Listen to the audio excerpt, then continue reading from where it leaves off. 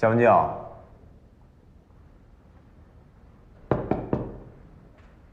文静，去哪儿了？当的街景只剩下爱，倔强的回音，不断在耳边自嘲的说我不难过，人潮退去，我把寂寞说给自己听，当风停了，那眷恋地飘落，原来是我。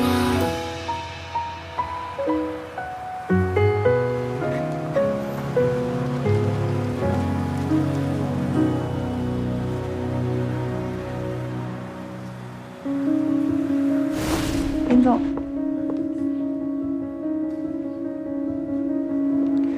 这是什么啊？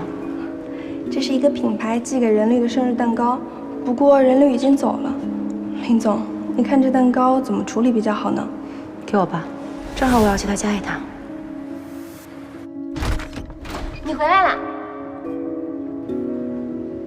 怎么是你啊？他当时是因为你才出国的。他连这个都没跟你说啊？这个任天宇，我就不明白了，为什么我们的关系他就不能告诉别人呢？别人知道了又能怎么样呢？哎，江小姐，你不等天宇了？我得不到的，别人也别想得到。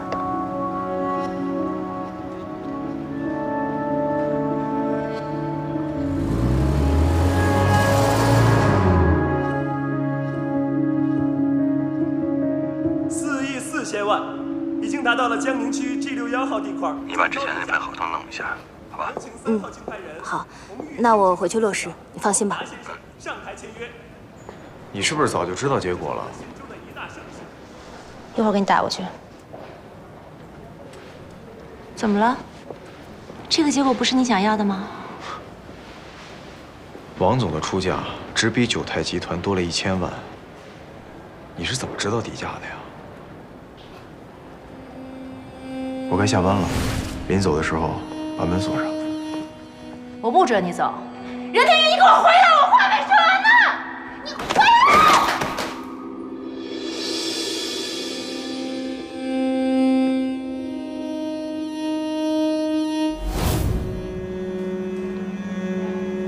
我知道了。哎，没有证据的话，不要乱说。看你还有心情在这儿跟我聊这些，江文静没有找你啊？你都做什么了？我没干什么呀，我就是昨天去你家给你送蛋糕，碰到他了，随便聊了两句。你都跟他说什么了？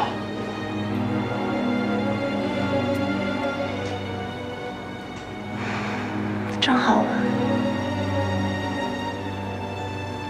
别生气嘛，我没跟他说什么，我就是告诉了他一点事实而已。你不会这么信不过你们俩之间的感情吧？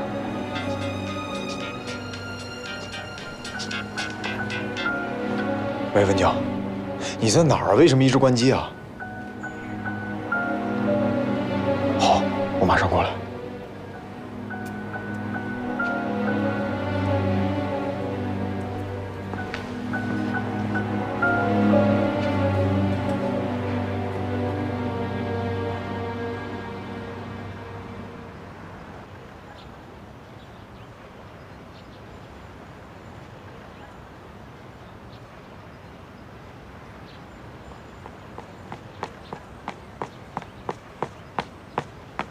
文静，我知道林薇薇跟你说了很多，但是事情不是你想象的那样。林天宇，你听我给你解释行吗？林薇薇跟我说了什么不重要，我现在问你几个问题，你只需要回答我是或者不是。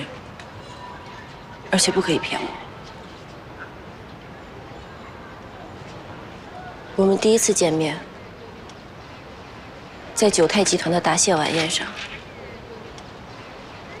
你是故意接近我的，是不是？我问你，是不是？是。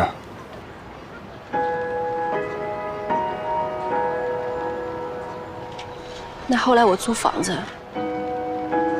碰巧就租到你们家对面了，也是你故意安排的，是不是？是。好啊，任律师不愧是运筹帷幄，善于玩弄人于股掌之间。我没有玩弄你，我有我的苦衷。你的苦衷就是为了救林薇薇的舅舅，所以才不告而别的吗？我出国是因为吴义景，跟林薇薇一点关系都没有。我跟她就是合作伙伴。林薇薇说的没有错，你对女人果然都不是真心的，只是看她们的利用价值而已。我承认，有些事情我是骗了你。但是姜文江，我对你是真心的。利用我，你当然是真心的。对你来说，我是姜家的女儿，是你进入九泰集团最好的切入口，你当然是真心的。是我太可笑了，居然在1年前和1年后2次掉入你的圈套。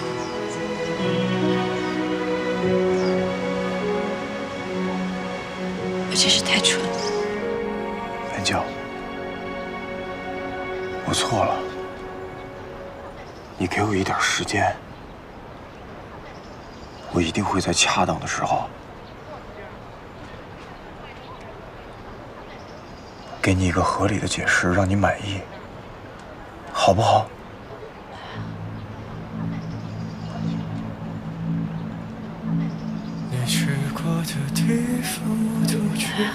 不必了，我以后再也不会相信你了，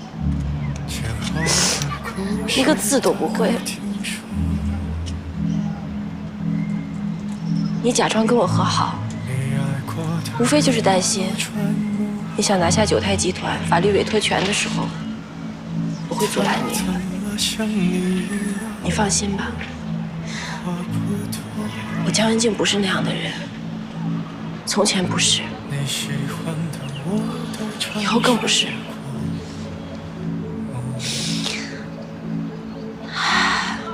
恭喜你啊，你的目的达到了，但是我一点儿都不会原谅你。从今以后，你做你的任天宇，我做我的姜文静，我们2个不要再有任何瓜葛了，也请你不要再出现在我的面前。我非常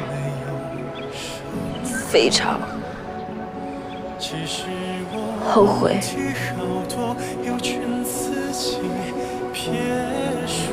认识你。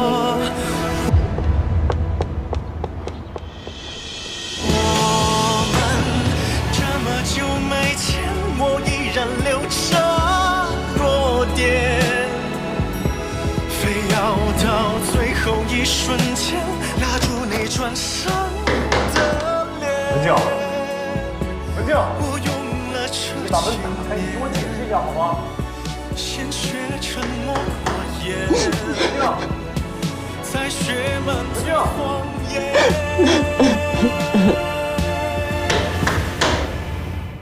文静，你听我解释一下好吗？再看上去好过一点。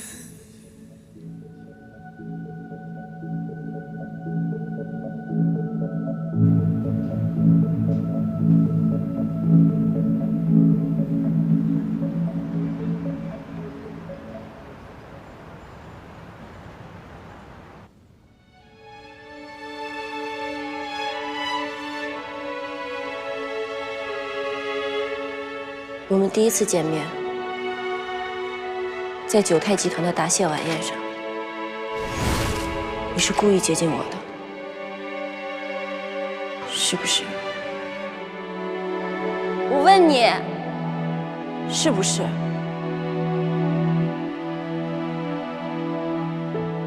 是。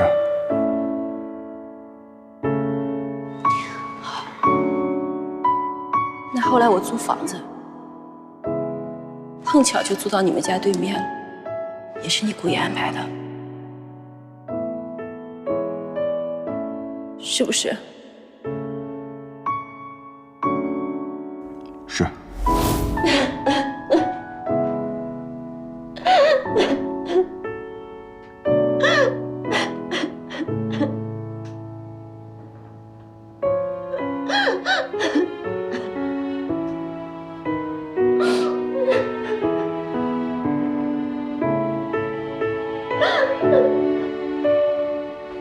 文静，你没事吧？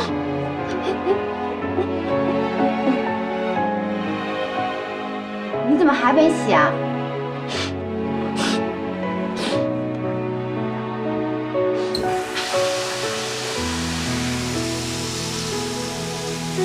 我没事儿。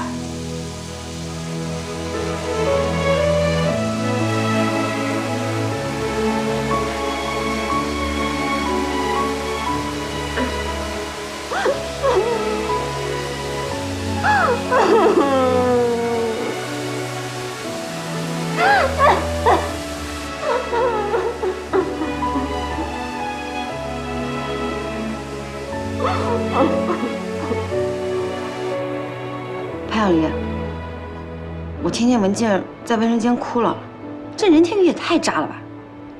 处心积虑的接近文静，哈，现在被揭穿了，就知道悔过了。我真想找人打死他，不行，我得找人打他一顿。哎，你冷静点啊！根据刑法的第234条，故意伤害他人身体的，要处3年以下有期徒刑、拘役或者管制。潘小黎，你又不是不知道我什么意思。你不知道，我听见文静那样哭，我心里可难过了。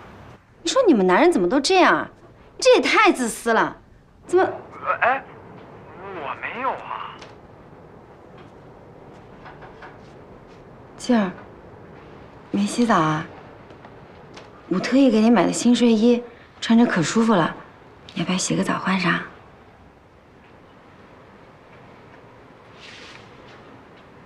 那你想不想吃点薯片啊？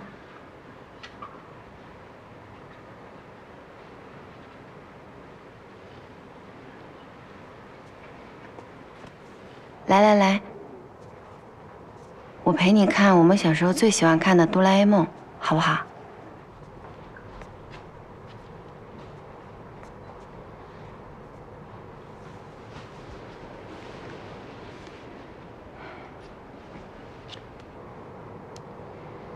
我记得我们小的时候，都想要一只蓝胖子，因为它可以给我们实现所有的愿望。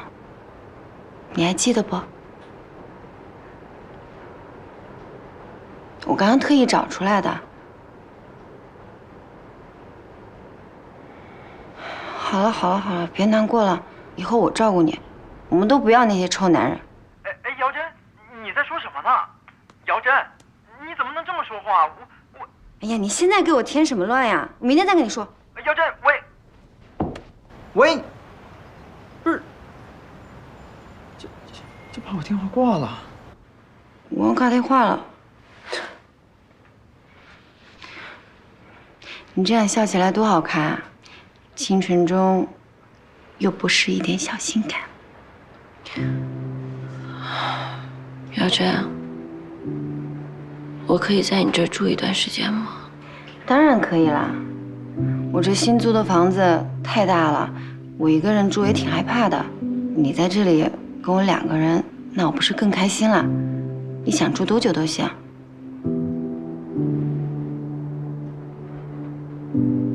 你要不要请几天假，我们出去旅游？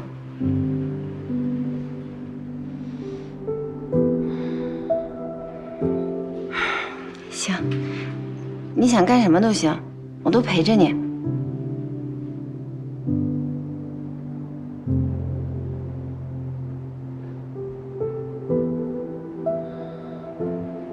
你真好。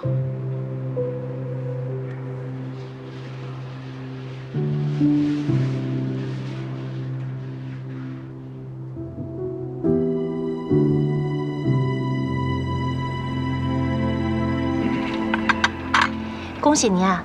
您拿下了G61这块地，这不仅是我们江宁区的盛事，更是我们新州市万众瞩目的大事。哎，你们瞧见没？今天在拍卖现场，马珊珊脸上一开始那个笑啊，还以为他们中标势在必得，却没想到他们的底牌早就漏得干干净净了。而且我们是卡着他们的标底拿的，4亿4千万，他们要再想竞标，多1分钱都拿不出来了。可不是嘛！今天拍卖会议结束，马珊珊起身就走了，回去啊，指不定怎么生气呢。你们放心吧，拍卖师那边我都打过招呼了，不会出任何问题的。嗯，王总，老话说上阵父子兵，关键时刻还得靠薇薇啊。这次能拿下这块地，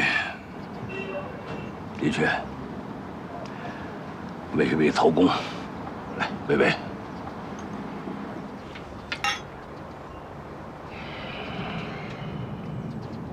王总，拿下这块地，咱们在新州的版图又扩大了，不如我们尽快招商引资，规划一下这块地。不急，这块地我还有别的用处。您还有别的想法？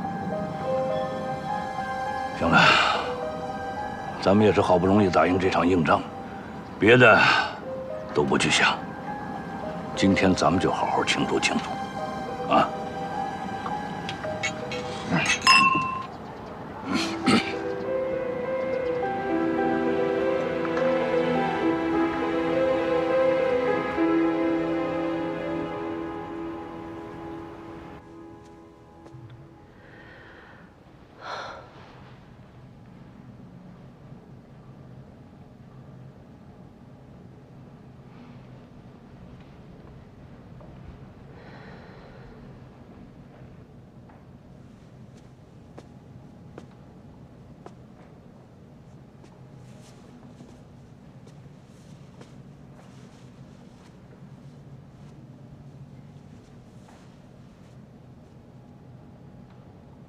怎么样？公司的情况怎么样？这次流标出乎我的意料。这块地没拿到的话，恐怕以后的事情都……今天早上投资方给我打电话试探我，会用话把他们压了下去，但是能压多久，我真的很担心。别担心，天无绝人之路，我相信总会有出路的。我到现在不能相信，我都算得好好的，怎么就给王大的公司中标了呢？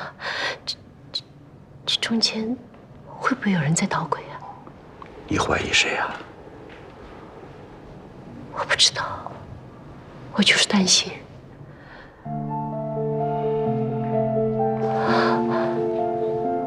你觉得任天宇靠谱吗？怎么他一到公司就出现这样的事情呢？任天宇处理公司事务上手得很快，而且干得也很好。我们没有证据，也不能贸然地怀疑他，不是吗？你说的有道理。好了，看看你操心操的。这几天没休息好吧？晚上听到你翻来覆去的，我真担心你的身体会挺不住。这要是让咱们闺女知道了……对了，文静知道公司出了状况吗？我当然不能让她知道了，她也帮不上什么忙，让她知道了，不是平白的瞎操心吗？你做对。他给我打电话，我觉得他心情不好。他说他很累，周末就不回家了。他不回来也好，省得他看到咱们两个情绪这个样子。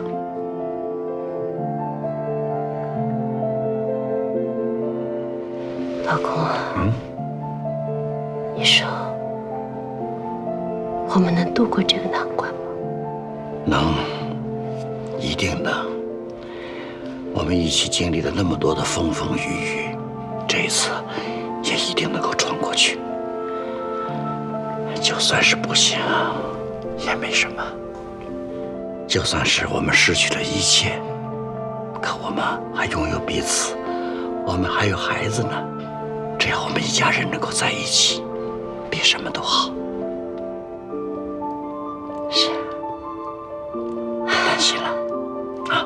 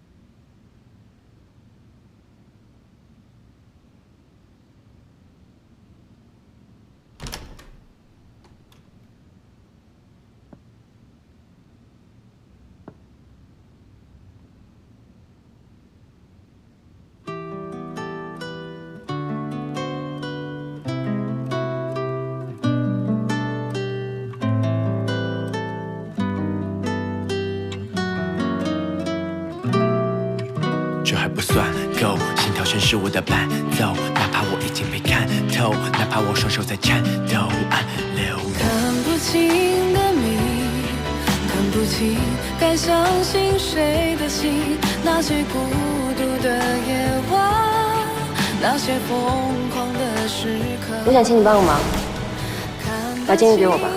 为什么？因为我喜欢。在追寻的出口。送给你。在崭新的世界，等着你出现，陪我走过这一切，去看这世界，看这世界。从今以后，我们两个不要再有任何瓜葛了。我非常后悔认识你。那些疯狂的时刻，看得清却摸不到的你，在追寻的出口，在崭新的世界等我。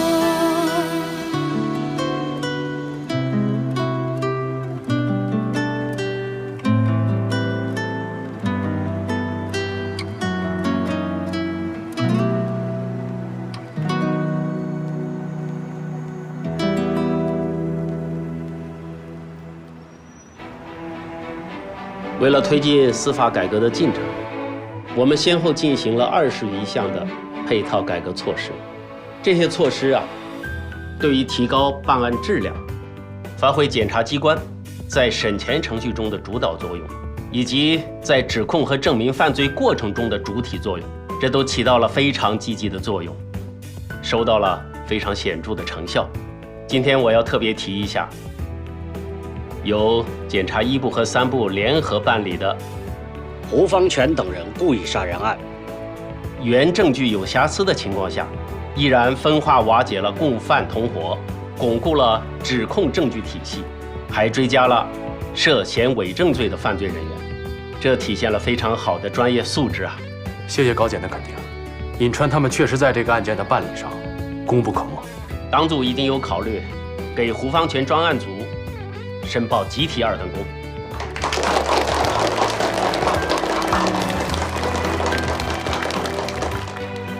另外我还要提一下，第2批原额检察官的选拔工作就要开始了。上级院正在研究方案，很快就会公布上网。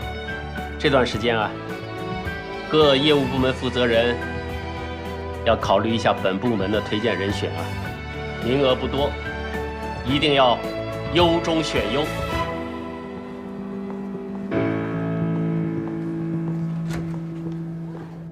这次胡方全的案子又是我们2个部门携手办理的，大家表现得非常不错，所以不管申报能否被批准，我们都应该为自己鼓掌。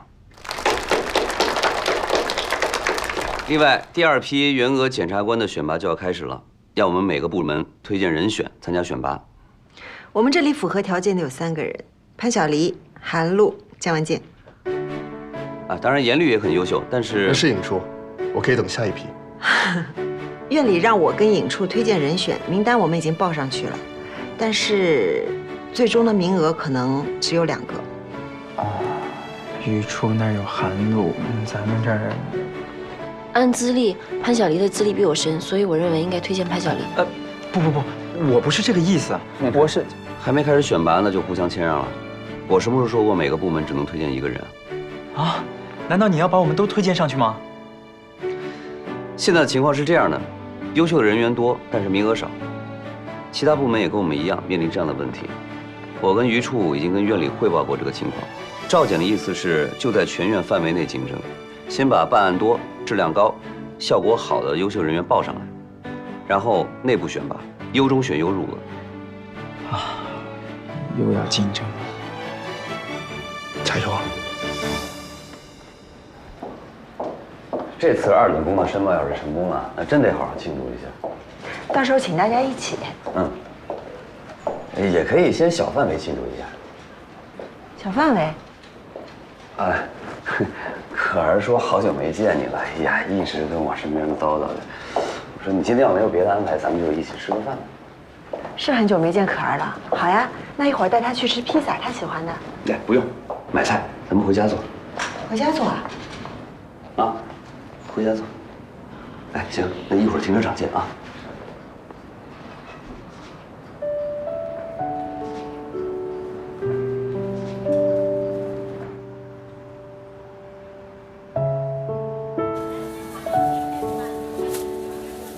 干妈，你想吃什么呀？干妈跟你在一起，吃什么都好吃呀。那干妈就天天陪可儿吃饭，好不好呀？这样我也开心，你也开心，我爸也开心。这孩子又黏你，就是怕你不理他了。我怎么会不理你呢？明明我爸也怕你不理他。胡说，我们俩是一个单位的，我为什么怕他不理我呀？是不是？干妈，咱们走。干妈，走啊。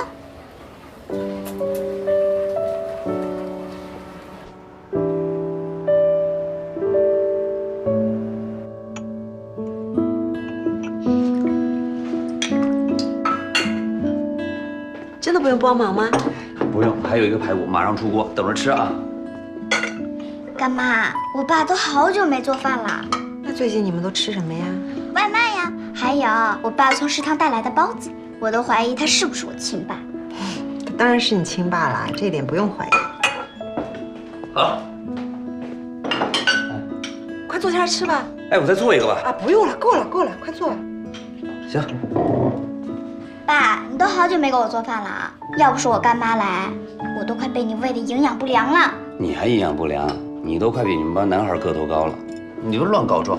来，吃排骨。你给我干妈也加一块。哦，我自己来。啊，来我。谢谢啊。哎呀，干妈，我爸做的排骨可好吃了，你快尝尝。啊。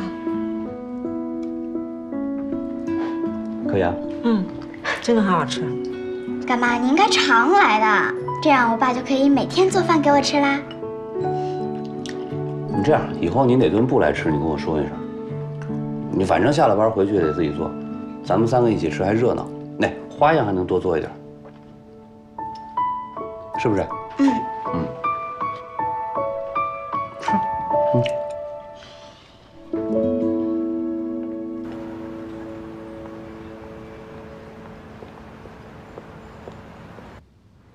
前段时间我们进行了全院范围内的员额检察官选拔，潘晓黎、韩露、姜文静进行了3轮选拔，现在初步结果已经出来了。初步什么意思啊？就是进入公示名单，公示期间如果没有特殊情况，就可以任命了。今天我就是要跟大家宣布一下这个结果，但是我希望每一位即将升任员额检察官的同志，一定要记住成长的每一步。尹处、余处，你们就别吊着我们了，就说一下我们谁没进吧。下面我宣布，你晋升原俄检察官的人员是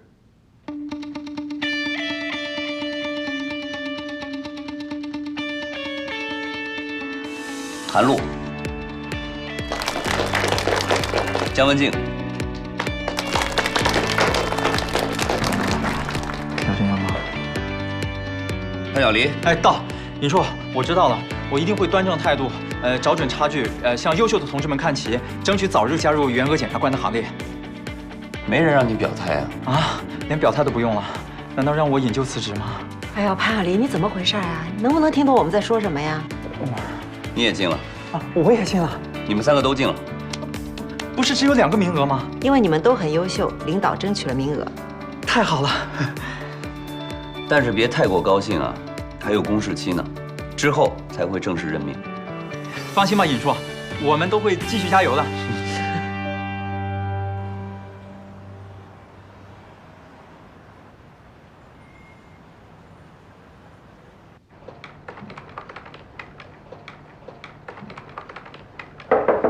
啊，进来。尹处，您找我？啊，有个案子交给你办。什么大案子啊？破坏计算机信息系统。啊，这是个轻罪啊，不归咱们管吧？这是辖区院受理的案件，因为案件比较特殊，舆论压力也比较大，上级院指定由我们办理。你下午去案管把卷拿回去，好好看看就知道了。哦，好的。啊，对了，你跟潘晓黎现在都是在公示的原俄检察官了，以后你们的案子我就不插手了，你们搭帮着办。哎，带一下严律。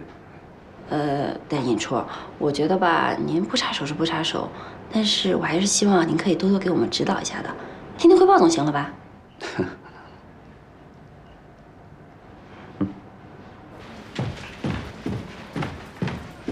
任天宇，好几天不见你人影，你去哪儿了？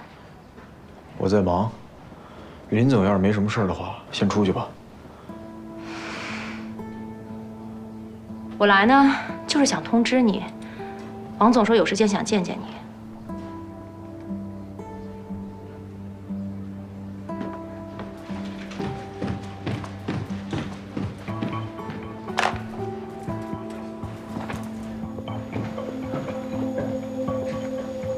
王达要见我，那你去吗？去还是要去的，要不然他更该怀疑我了。怀疑？你是说他现在不信任你了吗？难道他知道了你的真实目的？那不至于，我答应给他竞标底价，结果他留了一手。留了一手？你是指林薇薇？王达的出价只比九泰集团多了1000万，如果他不知道底价的话，不可能那么准。现在唯一的可能就是林薇薇偷看了我的文件，通过非法手段获取了对手的商业机密，这可是违法的。王达这么干情有可原，那林薇薇呢？她就甘愿冒这个险？人在感情面前都有可能变得盲目，但是王达利用了林薇薇这一点来完成这件事儿，让我有点意外。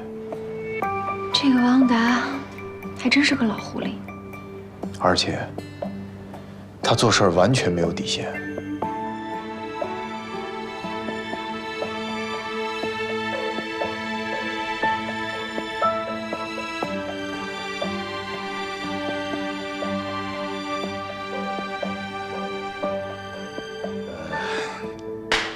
我提议，为咱们竞标成功，干一杯。任律师，那我得恭喜王总和吴总啊。瞧他说的，任律师，之前咱们可说好的，拿下九泰的竞标书后，要给我们参考一下。可你倒好，不动声色呀。要不是微微恰巧看到了，这次我们真的是不知道该怎么办。恰巧？嘿呦，那还真巧呢。我之前没有透露太多，是因为我有我自己的打算。以我对现在九泰的了解，他们根本就没有能力参与竞标，即便是中标了，也会暗地里转给别人，只不过就是做给那些投资人和股民们看的罢了，虚张声势。哎，那你们2位是什么意思呢？不信任我，要是这样的话，咱们还有什么合作的必要吗？任律师，你就别生气了，我们这也是小心驶得万年船嘛。是啊，而且我们现在不是更好吗？我们中标了，你也没有任何损失啊，绝对是双赢啊。那我还得谢谢你们俩。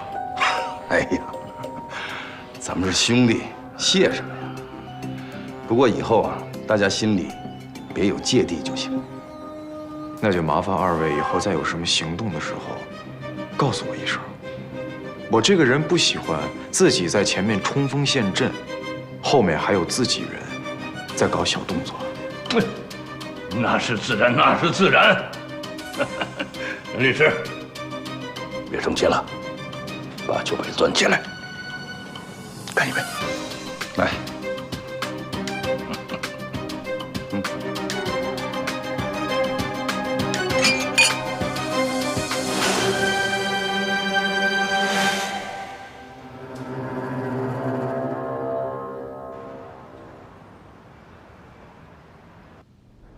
嫌疑人叫廖海生，计算机专业，大学毕业之后在软件公司做程序员。5年前，他母亲患上了尿毒症，一直靠透析维持生命，等待肾源移植。廖海生是个孝子，母亲生病后一直在床前伺候着，花了不少钱，也借了不少债，就连交往7年的女朋友也分手了。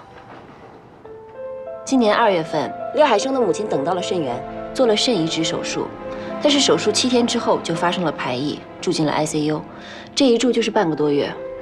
肾移植的手术费加上 ICU 的费用，共计120多万。之前不是借过债了吗？这么多钱他都交了？1分没交，他没钱了，但又不忍心看着自己的母亲死去，于是他就伪造了缴款单据，又侵入了医院计算机的后台管理系统，更改了数据，让系统显示已缴费的状态。黑进医院的系统，从技术上我承认可行，可时间一长，医院一对账，不就暴露了？对，所以不出1个月，医院在对账的时候就发现了破绽，于是报警抓了廖海生。但是廖海生的母亲已经做完了肾移植手术，并且也住进了 ICU。那他被抓后，他的母亲在医院怎么样？医院总不能把人抬出 ICU 吧？因为抬出来就意味着死亡。但是医院也不是慈善机构，一天好几万的费用，谁也承受不起。所以呢？所以医院就问公安怎么办。那公安是怎么说的？没怎么说，紧锣密鼓的把案子送到咱们这儿来了。严律，你对这件事有什么看法？我觉得这个案子的罪名有争议，到底是按盗窃罪、诈骗罪，还是破坏计算机信息系统罪起诉呢？去过医院吗？正准备去。去看一下他母亲的情况，这个比较重要。是。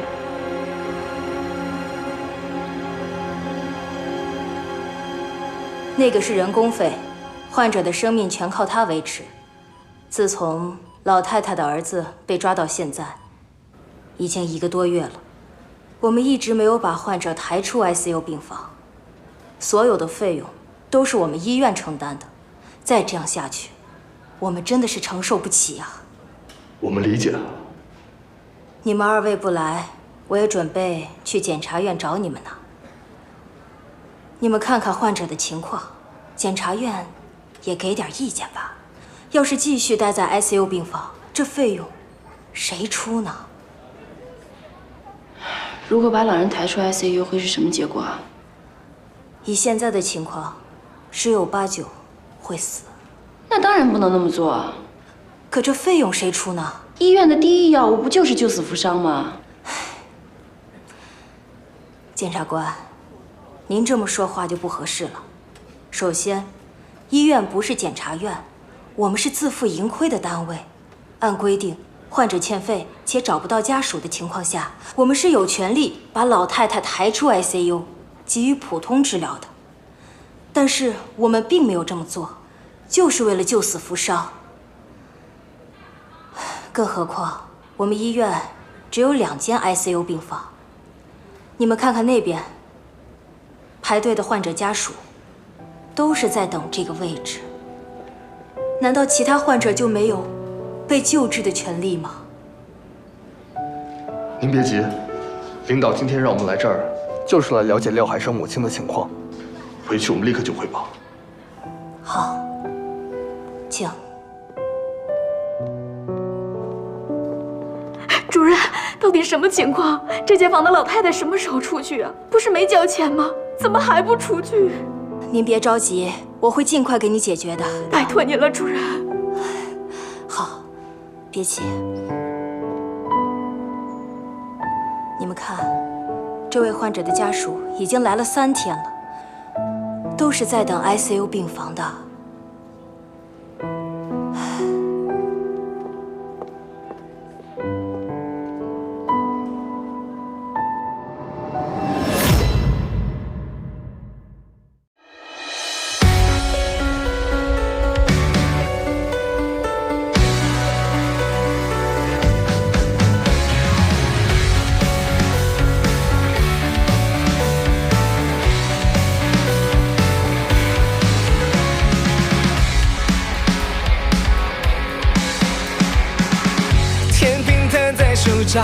一剑劈开黑暗，飞针无视我斗争的宣判，泪腺轰炸心脏，盼望雨后太阳，为杀走恶手，放手一战。听欲望在叫嚷，心没乱，冲撞邪恶的锋芒，一路上仗义行侠，永远不投降。我听到这一时候像巨浪，破无与谜团，让恶魔胆寒。我不怕不哭不退让，对所有的魑魅魍魉宣战。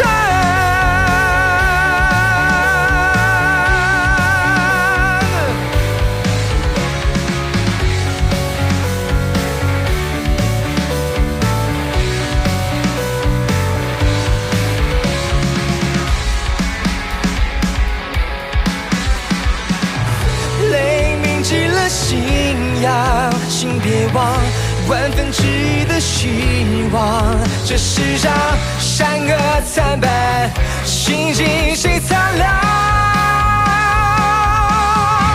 我听到这一时候像巨浪，破无与谜团，让恶魔胆寒。